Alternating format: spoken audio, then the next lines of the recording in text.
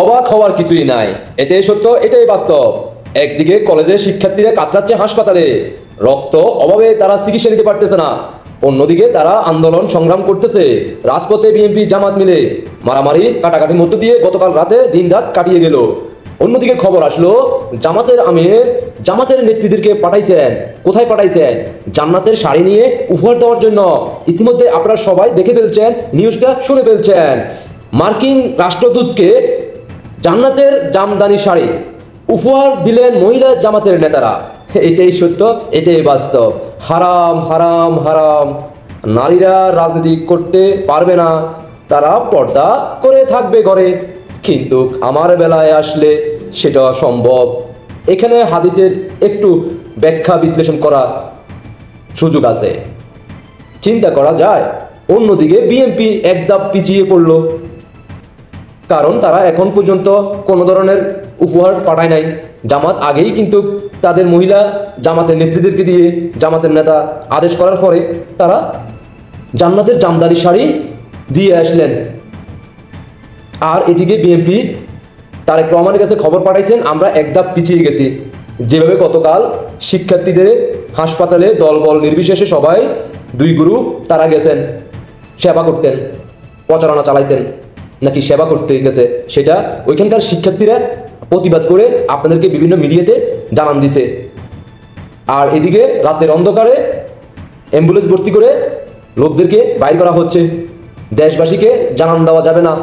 সেনাবাহিনী একের পর এক মিথ্যা বলে যাচ্ছে। পাইলট জীবিত ছিল, সেই পাইলটকে চিকিৎসা অবস্থায় তারপরে সে এই দুনিয়া মায়া ত্যাগ করে চলে যায়। এখন তাকে কি মেরে ফেলা হয়েছে নাকি সে আঘাত হয়ে সে মারা গেছে সেটাই দেশবাসী জানে না। কারণ প্রথম যখন ঘটনা ঘটে তখন কিন্তু সবাই এক নিমিষে জানতে পারছে পাইলট বাইরে হতে পারে নাই, অথচ সেই পাইলটের ভিডিও অলরেডি সোশ্যাল মিডিয়াতে ভাইরাল। তাকে প্রথম অবস্থায় সে ওইখান থেকে বেরিয়ে আসতে পারছে যখন বিমান দুর্ঘটনার আগ মুহূর্তে সে বেরিয়ে যায় বিমান থেকে। তারপরে সে দোতলায় পড়ে, ছাদে পড়ে, ওইখান থেকে তাকে উদ্ধার করে হাসপাতালে নিয়ে যাওয়া হয়। কিন্তু সেটা প্রথমে প্রকাশ করা হয় নাই।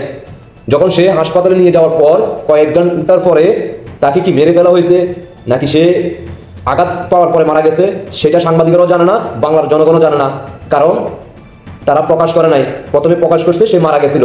তাই সাংবাদিকেরা আর সেটাকে নিয়ে ওইদিকে মুভমেন্ট করে নাই।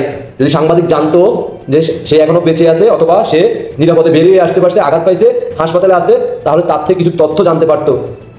সকল কিছু লুকানো হচ্ছে। ওইখানে শিক্ষকদেরকে মারধর, ছাত্রছাত্রীদেরকে মারধর গতকালকে রাত্রে ইতিমধ্যে আপনারা দেখে ফেলছেন। তাদেরকে আটকিয়ে রাখা হয়েছে। যখন ওইখানে শিক্ষক বলতে চাইছিল যে তার এখানে কত হাজার শিক্ষার্থী ছিল, একটা ক্লাসে কতজন শিক্ষার্থী ছিল, কতজন মারা গেছে তার একটা প্রুফ, যেহেতু তার কাছে এন্ট্রি আছে, কতগুলা স্কুল কার্ড, সেটা তথ্য দেওয়ার চেষ্টা করছিল, তখন তাকে বন্দি করা হয়েছে, আটকিয়ে রাখা হয়েছে, আঘাত করা হয়েছে।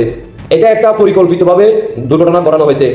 ইতিমধ্যে বাংলাদেশের জনগণ সবাই বলা শুরু করছে, মানুষ বুঝে গেছে, মানুষ বুঝতে পারছে গোপালগঞ্জের ইস্যুকে দাপা চাপা দেওয়ার জন্য এটাকে পরিকল্পিতভাবে একটা দুর্ঘটনা ঘটাইছে। এখানে অনেকগুলো কারণ আছে। মানুষেরকে একটা কারণের কথা আপনারা মানাইতে পারবেন, কয়টা কারণ দেখাবে? বাংলাদেশের জনগণ ইতিমধ্যে বিভিন্ন বাংলাদেশে অনেকে সোশ্যাল মিডিয়া থেকে শুরু করে সাংবাদিক থেকে শুরু করে সবাই কিন্তু বলতেছে, কারণ এটা দুর্ঘটনা ঘটানোর কয়েকটা কারণ আছে। এটা দুর্ঘটনা ঘটানোর পিছনে বহু কারণ আছে।